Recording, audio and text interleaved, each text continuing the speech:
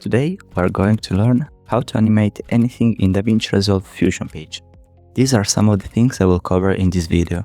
Time in Fusion. What is a keyframe? How to create them? The Keyframe Editor, the Spline Editor, Bezier curves, what easing means, and more.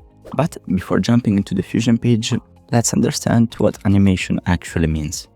In Fusion, an animation is just a change over time of a value. The value can be a position, a scale, a rotation, an opacity, or any numeric parameter inside any of the nodes.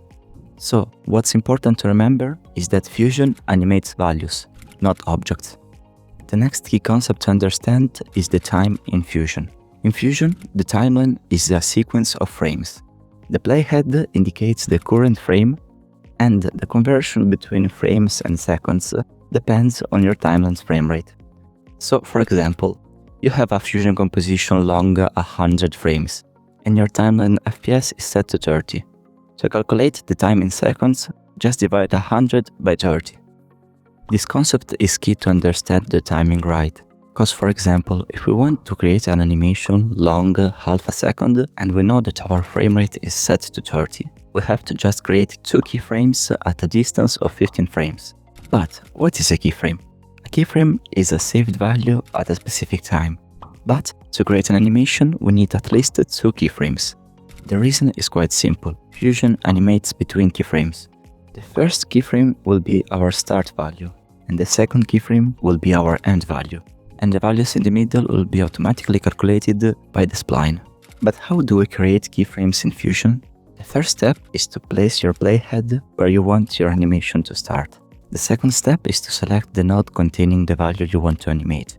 Third step, set the starting value, then click the gray diamond on the right of the value. Make sure the diamond now is red.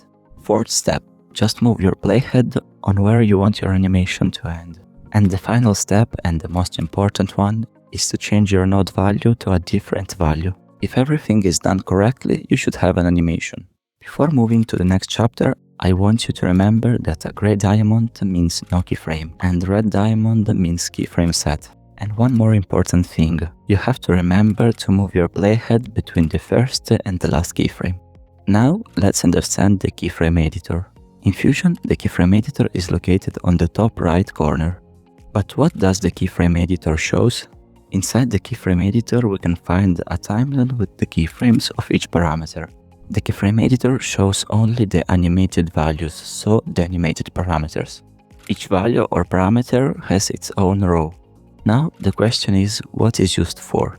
These are some of the features in the Keyframe Editor. You can move keyframes in time. By moving the second keyframe closer, the animation gets faster. By moving the second keyframe farther, the animation gets slower. Here, you can also delete keyframes, copy them or paste them. It's also very useful to create time offset between different animations. In general, when you think about the Keyframe Editor, think about timing control. Now, let's talk about the Spline Editor, the heart of Fusion animation. The Spline Editor is located on the top right corner of the Fusion page, close to the Keyframe Editor. On the left, you can see the values or the parameters. For each value, you have the option to enable or disable the spline graph.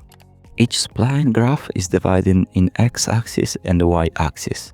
The x-axis is for the time, and the y-axis is for the value. By changing the spline graph, you can change the animation speed. Flat curves mean slower animation. Steep curves mean fast animation. The Bezier curve is the default in Fusion, but is set to linear by default. And when we curve it, we start to obtain natural-looking animations. To do so, we have to understand Bezier Handles. In the Spline Editor, we will have a point for each keyframe. By clicking a single keyframe, we can edit the direction and the length. The direction of the handlers allows us to change the acceleration and the deceleration.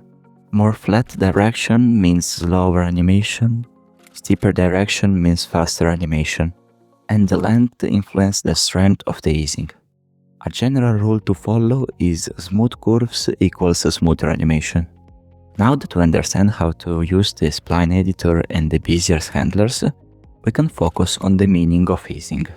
Easing is how the speed changes over time. That's why the easing defines the velocity of the animation. Now let's try to understand what does is in, is out, and is and out mean. Easing in means the value starts slow, gradually accelerates, and at the end reaches the maximum speed. Easing out means start fast, gradually decelerates, and at the end slows smoothly. Ease in and out means slow at the beginning, fast in the middle, and slow at the end. So it's a combination of the first two. There are also other common easing types. For example, one of the most used is cubic in or cubic out. It's a smooth acceleration or deceleration with natural movement. Another example is elastic in-out. Here the value overshoots and oscillates, used for logo reveals or pop-up text. Another good example is bounce in-out, very useful for gravity-based animations, for example, ball drop or UI button press.